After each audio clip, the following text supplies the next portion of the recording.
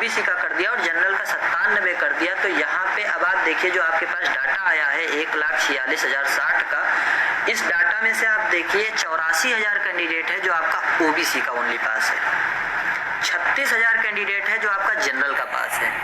इसी डाटा को अगर मैं ओवरलैप कर दूं जाके 68,500 पे, तो आज भी वही प्रेडिक्शन चल रहा है जो प्रेडिक्शन 68,500 पे हुआ है और वही प्रेडिक्शन चल रहा है जो प्रेडिक्शन 69,000 पे होने वाला है। इट मीन्स अगर यहाँ पे पासिंग क्राइटेरिया को 97 गवर्नमेंट कर देती, तो आप क्या ये नहीं मान रहे हैं कि ओबीसी में जो 84,000 लोग पास हुए हैं, ये 84,000 की संख्या घट के मैक्सिमम मेरे हिसाब से 44,000 हो जाती। अगर आप नहीं मान रहे हैं तो चलिए कोई बात नहीं, हम अब मुद्दे पे आते हैं। आपको मुद्दे से भी हम समझाएंगे कि किस हिसाब से ये हो सकती है नहीं हो सकती। एक चीज आप बताइए, अभी पीएनपी सचिव ने 3 दिन पहले अपने बयान में जारी किया, उन्होंने कहा देव कुमार सर ओवरलैपिंग होगी। देखिए मुद्दे पे भी हमको बात कर लेने दीजिए, उस पर भी बात करेंगे क्योंकि सब बहुत चीज़ों का घमासान हो रहा है। तो पीएनपी सचिव जी का एक बयान आया कि अरे भाई कमेंट भी देखो। देखिए सुरेंद्र पांडे जी, हम कमेंट नहीं देख रहे हैं, मेरी बात आपको अगर अच्छी लगे तो आप सुनिए, अगर नहीं अच्छी लग रही है तो कोई बात नहीं, आप जा सकते हैं। अभी मैं अपनी बातें करूँगा, बाद में आपकी बातें सुनूंगा और आपकी बातें हम कमेंट पे भाई सुनते रहते हैं, आप बुरा मत मानिएगा और हमें अपनी कहने दीजिए। तो आप पीएनपी सचिव जी का बयान देखिए, तो पीएनपी सचिव जी ने बयान दिया है कि 3 नंबर बढ़ने से 14 से 16,000 अभ्यर्थी इंटर हुए हैं। ठीक, तो 3 नंबर बढ़ने से जब 14 से 16,000 अभ्यर्थी इंटर हुए हैं, तो मैं इसके बीच का डाटा अगर सिर्फ 15,000 मान लूँ, तो जब 3 नंबर से 15,000 अभ्यर्थी इंटर हुए हैं, आप बात करिएगा। देखिए ये सारा का सारा गुणा गणित ओबीसी से गड़बड़ हो रहा है, क्योंकि ओबीसी का कैंडिडेट इतना ज़्यादा पास हो गया है, अब वो सेट नहीं हो पा रहा है, लोग उस पर बहुत डिसबैलेंस हो रहे हैं कि ये इतना कैंडिडेट आया कहाँ से। अब जब 3 नंबर बढ़ने से 15,000 कैंडिडेट पास हो गया है, तो क्या अगर इस ओबीसी के कैंडिडेट का पासिंग क्राइटेरिया अगर 97 कर दिया जाता, 97 होता, जिसको कि मैं बार बार कह रहा हूँ, जो कि 68,500 में था, तो क्या आप ये नहीं मान रहे हैं कि इस 6 नंबर के बीच में 30,000 कैंडिडेट आज भी होगा? आप लोग खुद प्रेडिक्ट कर लीजिए कि 6 नंबर के बीच में क्या आज भी 30,000 कैंडिडेट नहीं है। चलिए मैं आपकी बात को खारिज कर रहा हूँ, अपनी बात को खारिज कर रहा हूँ कि नहीं है। अगर मान लिया नहीं है, तो क्या आप ये कह सकते हैं कि 90 से 100 नंबर के बीच में 30,000 कैंडिडेट नहीं होगा? जबकि आप ये चीज खुद सोच लीजिए कि इन 10 नंबरों के बीच में तो कम से कम मैक्सिमम 50,000 कैंडिडेट होगा, चाहे वो जनरल हो, चाहे वो ओबीसी हो, चाहे वो एससी हो, चाहे वो एसटी हो, चाहे जो। ठीक, तो अब आप बताइए, अगर कोई ओबीसी, देखिए इस बात को मेरा कोई भी ओबीसी या जनरल भाई बुरा मत माने, मैं बिल्कुल वही चीज बता रहा हूँ जो अब इस 1,46,000 के डाटा पे मैं प्रेडिक्ट कर रहा हूँ। ओबीसी में इतने पास नहीं हो सकते, झूठ है। Lakshmi N Chauhan ma'am, Lakshmi N Chauhan ji, आप शायद 1,46,060 का पूरा डाटा नहीं देखी हैं। ठीक है, ओबीसी में कितने पास हुए हैं, ओबीसी और जनरल का मैं यहाँ पे कार्ड खेलने नहीं आया हूँ। ओबीसी में जितने पास हुए हैं आप भी देख लीजिए, हमको भी पता है। हालांकि इन सब चीज़ों से हमें आपको सफाई देने की ज़रूरत नहीं है, कितने पास हुए कितने नहीं। तो हाँ, तो अगर इन 10 नंबरों पे हम प्रेडिक्ट कर लें, तो आप ये बताइए, अगर मान लीजिए कोई कैंडिडेट ओबीसी या जनरल का है, अगर वो 100 नंबर पाता है, तो 100 नंबर पे उसका गुणांक बनता है 40। और एवरेज जो बीएड के, क्योंकि देखिए बीएड की बात मैं इसलिए करूँगा क्योंकि कैंडिडेट बीएड का 98,000 पास है, तो बात मैं मेजॉरिटी की बात करूँगा जहाँ पे मेजॉरिटी है।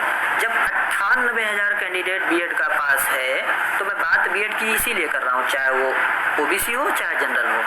अगर कोई ओबीसी या जनरल 100 नंबर पाता है, तो आप ये बताइए उसका गुणांक बनता है 40। अब बीएड की जो एकेडमिक चल रही है, एवरेज एकेडमिक 23-22 जो थोड़ा सा ठीक है, 24-25 जो बहुत एक्स्ट्रा ऑर्डिनरी है, 26-27, तीनों बातों को गौर करिएगा। एवरेज 22-23 और जो थोड़ा सा ठीक है 25-26, जो एक्स्ट्रा ऑर्डिनरी है वो 27-28। एक्स्ट्रा ऑर्डिनरी की संख्या पूरे 98,000 में मैं मान के चल रहा हूँ 3,000 कैंडिडेट, उससे ज़्यादा नहीं होगा। ऑर्डिनरी की संख्या में मान के चल रहा हूँ 98,000 में 20,000, उससे ज़्यादा नहीं होगा। और जो लोअर कैंडिडेट है जिसपे हम सब फाइट कर रहे हैं, मतलब जहाँ पे पूरा बीएड एंड बीटीसी बीएड का जनरल और ओबीसी लगा हुआ है, उसकी संख्या लगभग 60 से 70,000 है, जो कि एवरेज एकेडमिक 22 और 23 के लिए। अब आप सोचिए जो 22 और 23 एकेडमिक के साथ में 40 नंबर पाया हुआ है, 40 नंबर पाया हुआ है, वो अपने अभ्यर्थन को किस स्थिति में देख रहा है। भाई अगर कोई अभ्यर्थी 40 गुणांक पाया है और 22 या 23 उसका एकेडमिक है और बीएड है, तो उसका फाइनल गुणांक बनना है 62 या 63, ठीक। जिसकी संख्या अगर हम 46,060 से ओवरलैप करके देखें तो ये 46,060 में अगर सिर्फ 90 से 100 के बीच में हम कैंडिडेट आंकते हैं, जिसको कि मैंने 30,000 माना, तो 30,000 वो और 16,000 जो पीएनपी सचिव जी ने कहा है कि ये 3 नंबर बढ़ने से अंदर हुए, तो ये 46,000 कैंडिडेट तो आप सीधा मान रहे हैं कि बिल्कुल बाउंड्री वाले हैं। आप ये मत सोचिएगा कि मैं किसी भी अभ्यर्थी को हताश या निराश कर रहा हूँ, मैं उन चीज़ों पे देखिए आज बात कर रहा हूँ जो चीज़ें फैक्चुअलिटी में 1,46,000 पर आज भी अप्लाइड हैं। तो ये 16,000 बिल्कुल बाउंड्री पे, क्योंकि देखिए उस पर अगर हम 7 का भी डाटा लेके, एक 15,000 का मैंने डाटा मान लिया, एवरेज में 14 से 16 उन्होंने कहा पीएनपी सचिव ने, मैंने मान लिया 15,000 कैंडिडेट पास हुए, तो 7,000 कैंडिडेट मैंने मान लिया जनरल में है और 8,000 ओबीसी में। ओबीसी में मैंने ज़्यादा इसलिए माना पास को क्योंकि ओबीसी में पास कैंडिडेट ज़्यादा हुए। तो आप बताइए जब 8,000 कैंडिडेट उसमें पास होता है तो आप ये तो मान रहे हैं ना कि जो फेल कैंडिडेट था उसका गुणांक 88, उसका नंबर 88, 89 होगा, 88 से शुरू होगा, 87 से शुरू होगा, 88 से 88, 89, तभी तो वो 90 पाया होगा। ऐसा तो नहीं कि वो 89 से शुरू हुआ, वो 89 तो पास होने वाला 90, 91 पा जाएगा, तो वो 88 से शुरू हुआ है कैंडिडेट। मेरी चीज़ों को बहुत माइनर करके रखिएगा।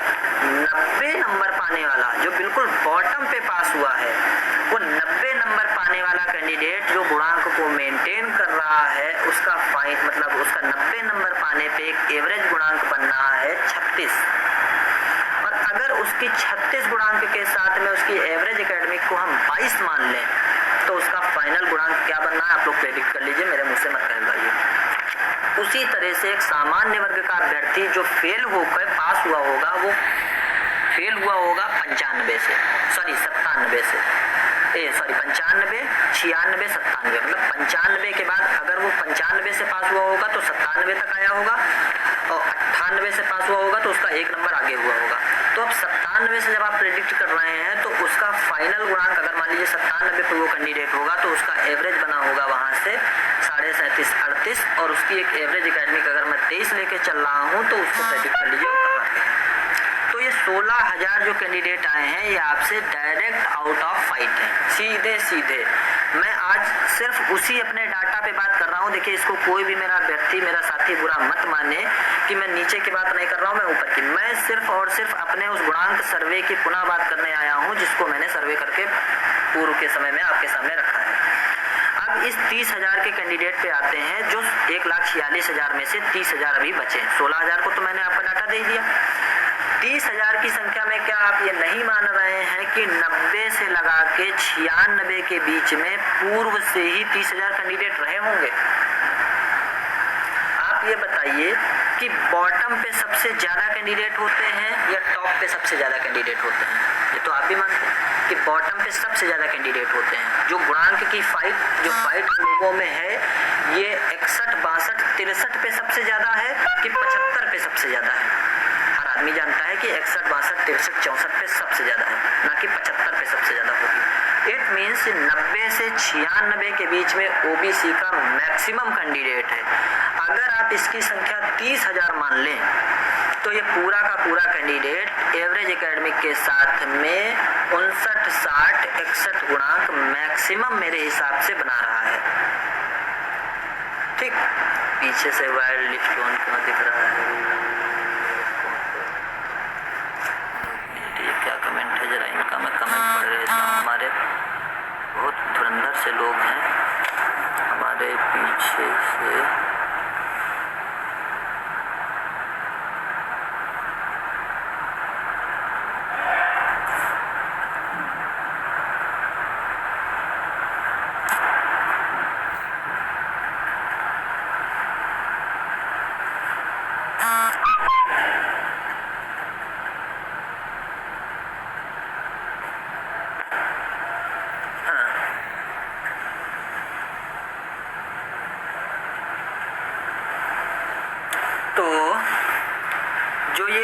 मैं कह रहा हूँ तो 90 से 96 के बीच में, हाँ सॉरी, अगर इस 96 वाले कैंडिडेट को मैं 100 प्रेडिक्ट कर लूँ कि अगर मान लीजिए 90 से 96 के बीच में आप 30,000 कैंडिडेट नहीं मान रहे हैं, तो 90 से 100 के बीच में तो आप 30,000 कैंडिडेट मानेंगे। तो अगर ये 30,000 वहाँ पर भी मैं प्रेडिक्ट कर लूँ तो ये आपसे एवरेज गुणांक लेके आपसे आउट ऑफ फाइट है। अब आप कहेंगे इस 46,000 में पूरा कैंडिडेट तो ऐसा नहीं होगा, चलिए मैं मान रहा हूँ इस 46,000 में मैं अगर 1% कैंडिडेट मान लूँ कि जो होगा, जो वहाँ से लाके नंबर लाके और बीटीसी का होगा या शिक्षा मित्र होगा जो आउट ऑफ रेंज निकल जाएगा, तो वो सिर्फ 1% होगा। और एक चीज़ और, अगर आप इस बात को यहाँ से 1% बढ़ा रहे हैं तो आप ये भी तो मानेंगे कि 1 लाख में भी तो ऐसा कैंडिडेट होगा जो इस बात को यहाँ से मतलब जो बॉटम पे बैठा होगा। भाई वहाँ पे भी तो सब क्रीमी नहीं बैठा है 1 लाख में, वहाँ पे भी तो बॉटम पे है। अगर यहाँ पे बॉटम पे, यहाँ पे टॉप पे है तो वहाँ भी बॉटम पे है, ठीक। तो उस एवरेज को मैं कंपाइल करके उसी जीरो पे नहीं ले जाके फिर भी मैं +1 गुणांक को आगे कर रहा हूँ। अब आते हैं हम 1 लाख बात पे, 1 लाख का ये क्या करने वाले हैं। अब इस 1 लाख का प्रेडिक्शन मैं पहले से करता आया हूँ। देखिए 1 लाख पे पुनः उसी गुणांक को नियुक्ति कैसे मिलेगी। 1 लाख पे पुनः उसी गुणांक को नियुक्ति इस तरह से मिलेगी कि अगर हम सभी ट्विटर पे दुनिया की चीज़ें ट्रेंड करा रहे हैं, जनरल को बाहर करो, कोई कहता है ओबीसी को साफ बाहर कर दो, कोई कहता है ओवरलैपिंग ना करो, कोई कहता है एससी को बाहर करो। देखिए कुछ चीज़ों को आपको समझना होगा। हम जब केस लड़ने आए थे तो हम ये चीज़ कह सकते थे कि साहब ऊपर से क्राइटेरिया निर्धारित करके नीचे आ जाइए आप, ठीक, आप एटीआरई के नंबर पे नीचे आ जाइए। लेकिन हमारी एक भी दलील ऐसी नहीं हुई। क्यों नहीं हुई?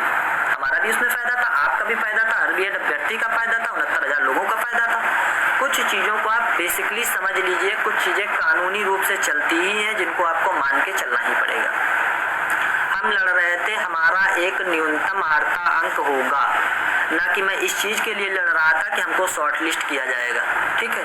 तो आप ये चीज़ दिमाग से निकाल दीजिए, बिल्कुल निकाल दीजिए कि जनरल को ओवरलैपिंग करा के, ये ओवरलैपिंग को वो करा के वो, तो इन चीज़ों को ट्रोल करा के और इन चीज़ों को वो क्या कहते हैं ट्विटर पे वो करा के प्रमोट करा के प्रोम करा के आप कुछ करेंगे।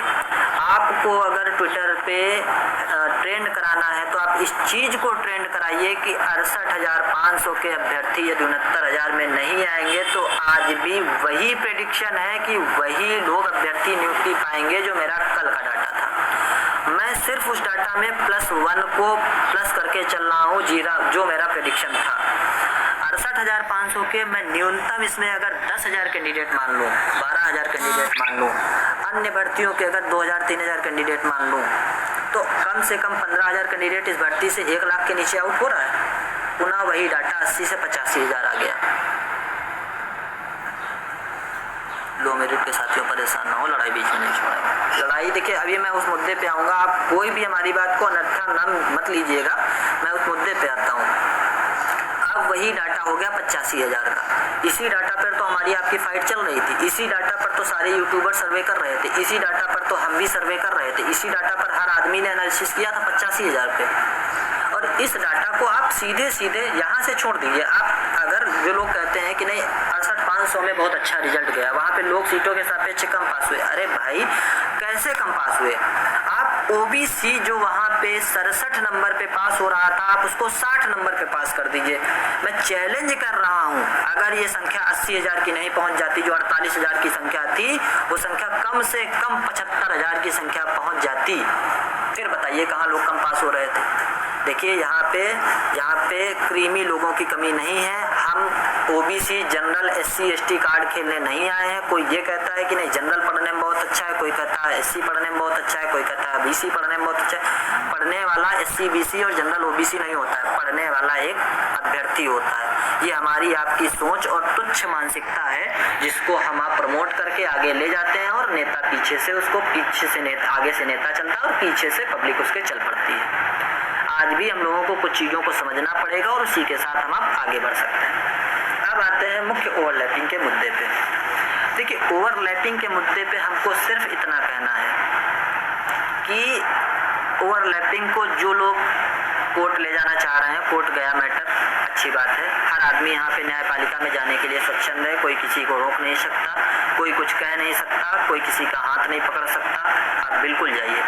लेकिन अगर आपसे कोई आके कल को कह दे, मेरी बात को कोई भी व्यक्ति ना जनरल बुरा माने, ना ओबीसी, ना एससी, ना एसटी, आपसे कोई आके कह दे कि साहब हम आपके लिए चांद तोड़ लाएंगे, तो आप हो सकता है उसके ख्यालों में एक बार खो जाए और कह दे हाँ हो सकता है चांद हमारे लिए तोड़ लाए, बहुत अच्छा आदमी है, चांद तोड़ लाए। वास्तविकता है वो चांद कभी तोड़ नहीं सकता। कुछ चीजें हैं जिनको आप सिर्फ और सिर्फ ख्याल में ही भुना सकते हैं और उस पे आप मनमुटाव कर सकते हैं। आप हमसे कहेंगे चांद तोड़ लाएंगे, हम आपसे कहेंगे साले तोड़ के नहीं लाए, फिर मनमुटाव होगा कि तुमने तो हमको बड़ा भारी सा सपना दिखाया था। ये एक ऐसा मुद्दा है जिसपे संविधान को छेड़ा जाना है। न्यायपालिका, कार्यपालिका, व्यवस्थापिका में कोई ऐसा शख्स नहीं है जो संविधान को छेड़ सके। मेरी बात आप समझ लीजिए, खास करके बिल्कुल हर एक अभ्यर्थी, ना मैं ओबीसी, ना बीएड, ना बीटीसी, किसी की बात नहीं कर रहा हूँ, ना जनरल, ना एससी, ना एसटी, जो भी हर आदमी स्वच्छंद है, कोई कहीं भी जाना चाहे वो जा सकता है, जो भी नेता उसका समर्थन करना चाहे वो कर सकते हैं, जो भी जैसे भी समर्थन जो करना चाहे, मुझे उससे कोई ऐतराज नहीं। लेकिन कुछ चीज़ों पे मैं सिर्फ अपनी राय रख रहा हूँ, क्योंकि मैं कभी भी हवा में मुँह उठा के आज दिन तक ना इतनी टीमें लड़ी, बीएड लड़ा, बीटीसी लड़ा, शिक्षा मित्र लड़ा, मैंने कभी भी मुँह उठा के बातें नहीं की। मैंने हमेशा थोड़ा सा किन्हीं तर्कों को पकड़ के बातें की। हमारी तरफ से 69,000 भर्ती का केस में यहाँ मैम लड़ रही थी, उन्होंने हर एक पॉइंट को इतना ब्रीफली डिस्कस किया कि हम अब थोड़ा सा क्लू को पकड़ के ज़्यादा बातें करते हैं। आप एक बेसिक सा पॉइंट समझिए कि जो ओवरलैपिंग की बात जो आज चल रही है, ये जो सामान्य के अभ्यर्थी हैं, इसको बुरा मत माने। ओवरलैपिंग की एक बात होती है, जैसे सामान्य अभ्यर्थी कहता है ये सामान्य की सीटें हैं। भाई साहब, अगर ये सामान्य की सीटें होती तो ईडब्ल्यूएस क्या है बताइए। आप आज कह रहे हैं ओवरलैपिंग ना हो तो ईडब्ल्यूएस क्या है? ईडब्ल्यूएस एक तरह का रिजर्वेशन है, न कि सामान्य एक तरह का रिजर्वेशन है। सामान्य को अनारक्षित कहा जाता है।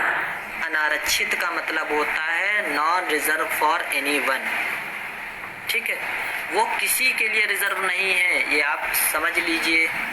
सर जी सभी का होना चाहिए 1.5 साल से, लक्ष्मी जी आज रिजल्ट देकर होना आता है। हाँ सभी की देखिए वो प्रेडिक्शन है।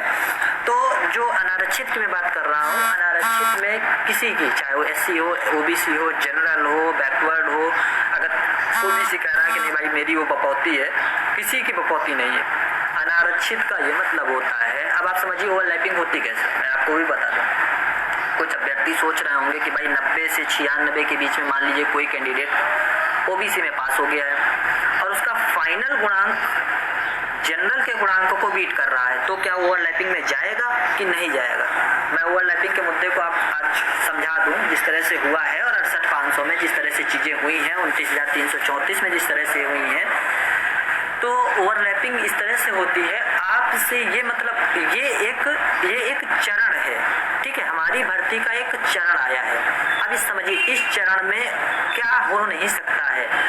इस चरण में जैसे आप ओबीसी के कैंडिडेट हैं, आप 2 लाभ नहीं ले सकते एक साथ। इस चरण में आप एक साथ 2 लाभ नहीं ले सकते हैं कि आप उम्र सीमा में भी छूट लें और आप अपने न्यूनतम अर्हतांक में भी छूट लें।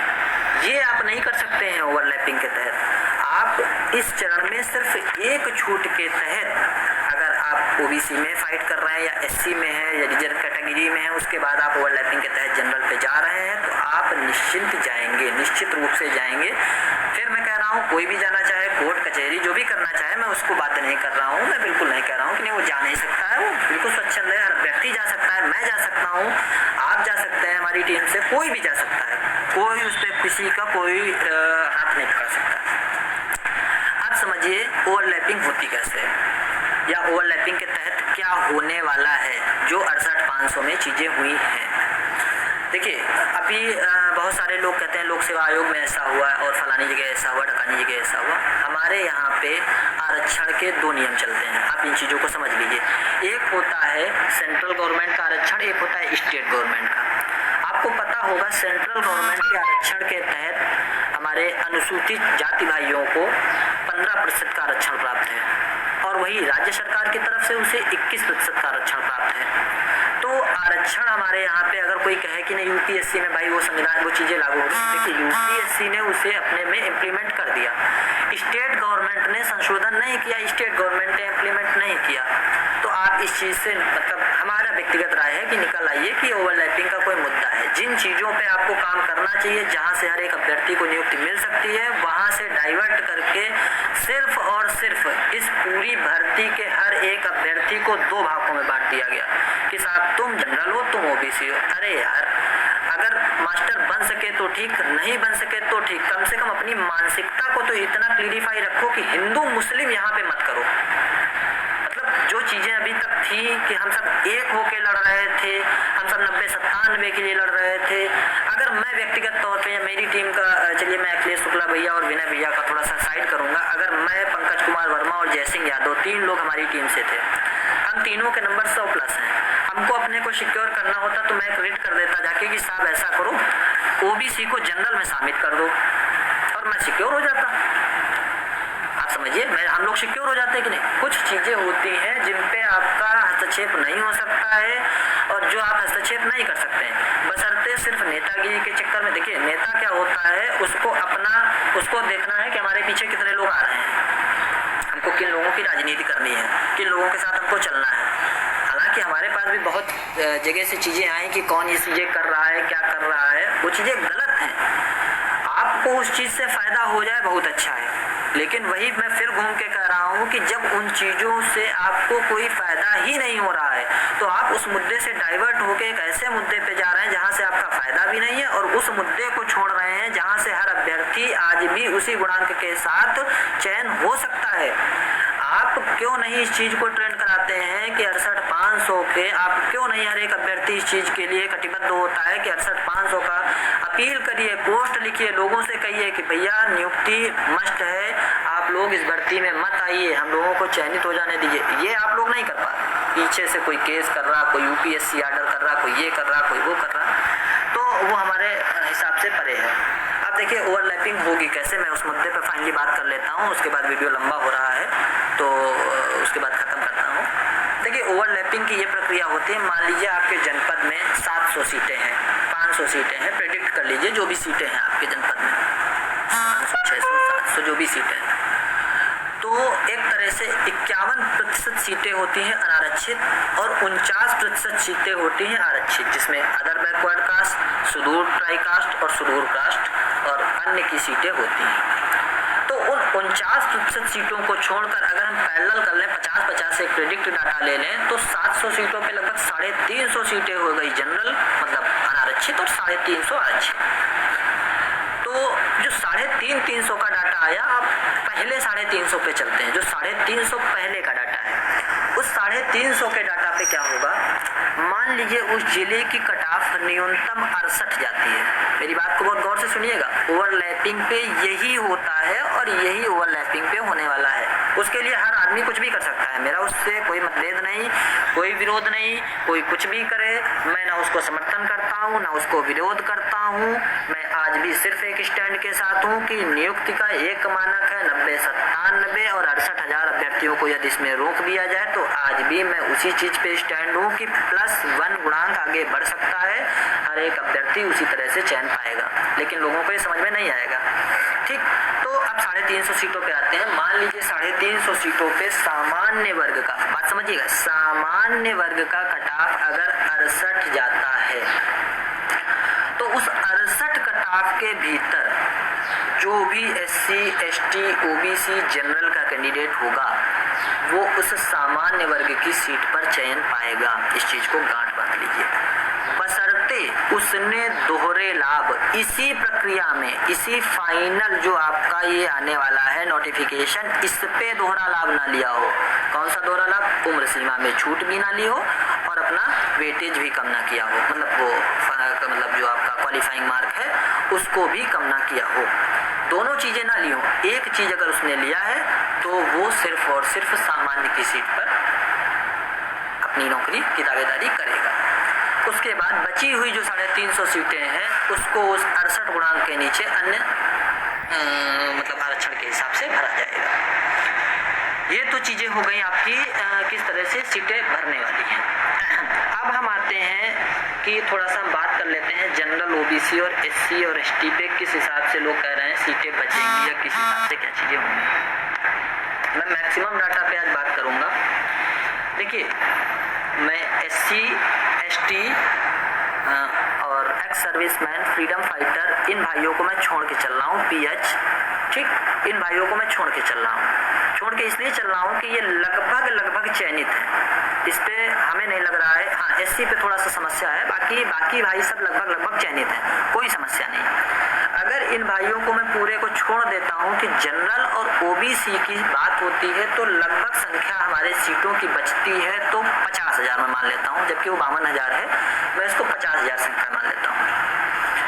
अब इस 50,000 की संख्या में एक गौर करने वाली बात समझिएगा, अगर मैं 34,000 सीटें जनरल की लेके आता हूँ, जो कि पूरे प्रदेश में 34,000 सीटें होंगी, तो इस 34,000 सीट में ये मैं मान के चल रहा हूँ कि जो 8,000 शिक्षा मित्र है, अगर इसमें से 7500 शिक्षा मित्र तो ऐसा होगा जो दोहरा लाभ नहीं लिया होगा, जो इकारा लाभ ही लिया होगा, तो 7500 शिक्षा मित्र तो देखिए बिना रोक टोक सीधा जनरल की सीटों पर जाना है। उसको कोई भी हमारा जनरल अभ्यर्थी भाई बुरा मत माने, जो सत्य है मैं उसी बात को आज कहने आया हूँ, उसी बात को आपको सुनना है तो सुनिए, वरना आप हमारे वीडियो को क्विट कर सकते हैं। ठीक, 500 जो अभ्यर्थी होंगे शिक्षा मित्र भाई, मैं पूरे का डाटा ले रहा हूँ। आप लोग कह रहे हैं कि हो सकता है 8,080 में बहुत से चयनित होंगे, मैं चयनित सब छोड़ रहा हूँ, फिर भी मैं गुणांक का प्रेडिक्शन आपको दिखाऊंगा आके लास्ट में, आप मानेंगे होंगे चयनित इसमें और वो अभ्यर्थन छोड़ेंगे भी, लेकिन मैं आपको मैक्सिमम लेके चल रहा हूँ, तब आप मिनिमम पे खुद रुक जाएंगे।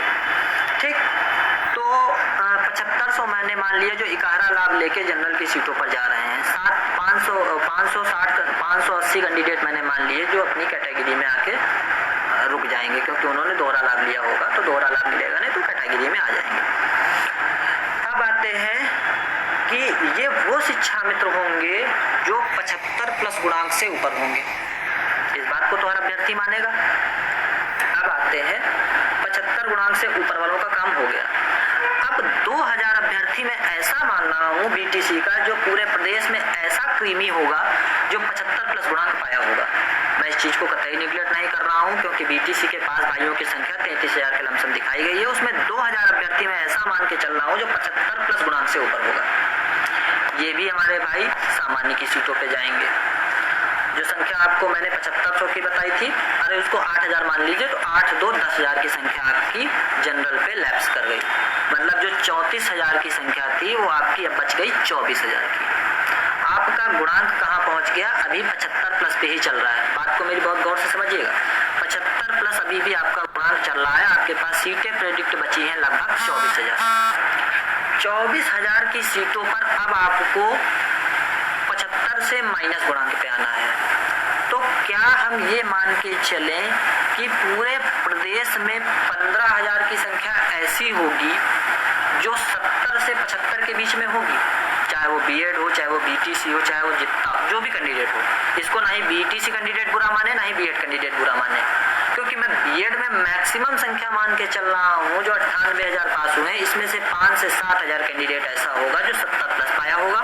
और उसी तरह से बीटीसी में जो संख्या पास हुई है, मैं व्यक्तिगत तौर पे ऐसे बीटीसी भाइयों सीटों पे आपको 70 माइनस गुणांक के लिए फाइट करना है जनरल में। आप प्रेडिक्ट कर लीजिए कि कितने तक गुणांक सेफ हो सकता है। मैं फिर उसी बात पे देखिए घूम के आ गया कि जहां मैं कह रहा था कि +1 से मैक्सिमम ये डाटा ऊपर नहीं जा रहा है, चाहे आप कान इधर से पकड़े हो चाहे घुमा के इधर से पकड़ लीजिए, और मैं मैक्सिमम डाटा लेके चल रहा हूँ, इससे ज्यादा नहीं। बशर्ते मैं बार बार एक चीज कह रहा हूँ कि यहाँ पे धांधली का स्तर 2000 से 3 पे हुई है, वहां पर कोई भी दिक्कत नहीं होने वाली। अगर धांधली का स्तर 10,000 हुआ है तो मैं स्पष्ट कह दूं आपसे 75+ भी अपना नियुक्ति भूल जाए। कोई इसको बुरा माने, भला माने, अच्छा माने, बुरा माने, मैं उससे वो नहीं करता हूँ। 75+ 2000 से ज्यादा है। जयकरण भाई, आप हमें जरा वो लिस्ट प्रोवाइड करा देना कि 75+ 2000 से ज्यादा है, मैं अपना अभ्यर्थन वापस ले लूंगा। शिक्षा मित्रों को छोड़ के मैं बात कर रहा हूँ, शिक्षा मित्रों को छोड़ के वो बीएड और बीटीसी भाई जो 75+ गुणांक पा रहे हो पूरे प्रदेश में, अगर 2000 से ज़्यादा होंगे तो मैं व्यर्थन वापस ले लूँगा। ठीक, चलिए बीएड में अगर मैं बात करता हूँ तो शायद 200-300 बंदे कहीं से ऐसे निकल आए, 400 बंदे जो 75+ पाए, और बीटीसी में भी मैं जानता हूँ कुछ कैंडिडेट होगा जो 75+ गुणांक पाया है। बहुत कैंडिडेट 75+ का मायने रखता है, मैं ऐसे ऐसे कैंडिडेटों को जानता हूँ, आप यकीन नहीं करेंगे। 117 नंबर पाए हैं कैंडिडेट और फाइनल गुणांक उनका 65.5 बन रहा है। आप क्या यकीन कर रहे हैं? अभी बहुत सी चीज़ें देखिए आनी बाकी हैं। 117 नंबर पाया है मेरे सामने का कैंडिडेट, मेरे नॉलेज का कैंडिडेट 116 नंबर पाया है, 65.5 66 गुणांक बन रहा है। आप तो नंबर से देख रहे हैं 116 नंबर पा गया, हाय साहब इसका तो 75 बनेगा जाके, अरे वो उसका वो रो रहा है, उसका गुणांक बन रहा है 65.5 66। तो इस तरह से चीज़ें हैं। अब 9000 सीटों के लिए आपको 70 माइनस पे फाइट करनी है। मेरा जो प्रेडिक्ट अनुमान है 66 प्लस, हाँ या 66 या 67 हम मान के चलते हैं, plus 66 66.5 plus general at last safe होना चाहिए, जो मेरा प्रेडिक्शन है। इसमें +1 भी कर सकते हैं, मेरी बात को कोई बुरा मत मानिएगा, मैं फैक्ट पे ही बात कर रहा हूँ और हमारा अनुमान है कि यही चीज़ें देखिए सामने निकल के आएंगी बाद में, क्योंकि ये 46,000 जो कैंडिडेट है ये किसी फाइट में ही नहीं है। आपके पास डाटा आज भी 1 लाख का ही है, आप अगर इसी डाटा को 68,500 पे लैप्स कर दीजिए तो डाटा आज भी वही बन रहा है। तो ये सारी चीज़ें हुई। हाँ, अब फाइनली मुद्दे पे मैं बात करता हूँ। हमारी एक अपील है, हम चाहते हैं कि जो ओवरलैपिंग के मुद्दे पे सारी चीज़ें हो रही हैं इनको जिन भी भाइयों को करना है, हमें कोई ऐतराज़ नहीं है और बिल्कुल करें, कोई समस्या नहीं है। अगर कोई करना चाहता है तो बिल्कुल भी करें, लेकिन इसके साथ ही जो भी भाई बहन हमारे ट्विटर पे थोड़ा सा एक्टिव है, क्योंकि देखिए इन चीज़ों से मुटाव भी आ रहा है, मनमुटाव आ रहा है, बाकी कोई किसी को रोक नहीं पाएगा। जो साथी ट्विटर पर एक्टिव, अगर एक सामूहिक प्रयास से 68,500 को यहाँ आने पर रोक दिया जाए किसी भी प्रयास से, तो ये मान लीजिए कि आज भी नियुक्ति वहीं पे मिलेगी जहाँ पे आपको मिल रही थी और जहाँ पे आपको मिलनी थी। बस बहुत ज़्यादा +1 का गुणांक आगे हो सकता है, उससे ज़्यादा मेरा प्रेडिक्शन नहीं। आप मेरे वीडियो को पीछे जाके देख सकते हैं, मैंने जो प्रेडिक्शन किए हैं, जिस बेस पे किए हैं, जिन चीज़ों को आपके सामने रखा है, आप सहमत हैं असहमत हैं, ये आपका निजी विचार हो सकता है, लेकिन मेरा प्रेडिक्शन आज भी वही है कि जहाँ पर चीज़ें थी वो चीज़ें वहीं से +1 गुणांक तक आगे बस जा रही हैं, उससे ज़्यादा नहीं जा रही। और मैं आपको कुछ और एनालिसिस बता दूं, अभी एक एग्ज़ाम मास्टर चैनल है, मैं कल उसका वो देख रहा था, उसने एक सर्वे कराया है 13,645 लोगों पर, उन्होंने 14 घंटे के भीतर सर्वे लिया है। तो आप यकीन नहीं करेंगे 13,645 लोगों में जो 67+ गुणांक का जो कैंडिडेट था वो सिर्फ और सिर्फ 37% कैंडिडेट है, और 67 माइनस गुणांक का जो कैंडिडेट है वो बाकी सब कैंडिडेट है। तो चीज़ें आज भी वहीं पे हैं जहाँ पे चीज़ें थी। अब आप ये बताइए, हम आप इतने डरे हुए हैं, कोई भी सर्वे होता है बिल्कुल सही चीज़ें भरते हैं, बिल्कुल सही भरते हैं, कोई भी गलत नहीं भर रहा है। क्यों? क्योंकि उसको सही फैक्चुअल डाटा चाहिए। हम आप अगर अब भी फैक्चुअल डाटा नहीं दे रहे होंगे तो फिर चीज़ें नहीं निकल के आएंगी। अब 13,000 लोगों पे सर्वे भी बहुत बड़ा सर्वे होता है, तो हमें नहीं लग रहा है कि चीज़ें आज भी कुछ अलग हैं या गलत हैं। बाकी हमारी यही अपील है कि जो भाई बहन ट्विटर पे थोड़ा सा एक्टिव हैं वो ट्विटर पे इस चीज़ को भी थोड़ा सा उस मुद्दे के साथ इस मुद्दे को